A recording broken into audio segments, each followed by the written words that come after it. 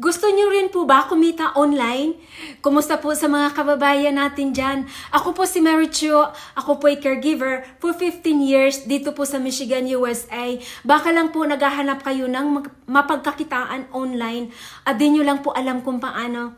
Pasensya na po kayo at naabala ko din po kayo dito. Gusto ko lang po mag-share ng experience ko dito nung ako'y nag-click ng button. Baka din po magustuhan nyo at makarelate po kayo. Before po ako nag-start sa business na to, 3 po yung trabaho ko. Imagine niyo po, I was never at home with my family for 9 years. Day and night po, nagtatrabaho ako.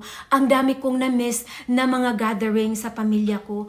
Ang workplace ko po, naging first home ko. Pag-uwi ko po sa bahay, tulog na po yung family ko.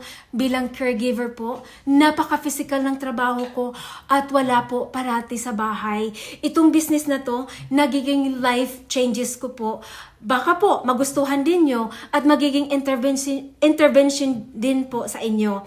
Itong business na to, flexible po at portable.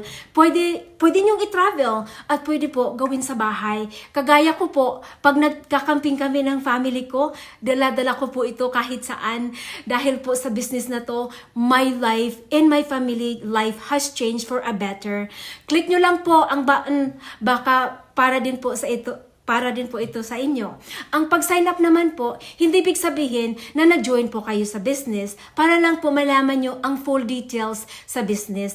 And decide na lang po kayo later kung para din po ito sa inyo. Kung kayo po ay na-curious lang, kagaya ko nun, click nyo lang po ang button para po mapadala ko yung free details sa business. At bahala na po kayo mag-decide later.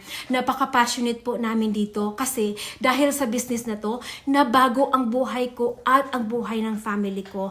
Kung nakita ko po kayo later na nag-sign up, maraming salamat po. Maipapadala ko po sa inyo ang free full details sa business.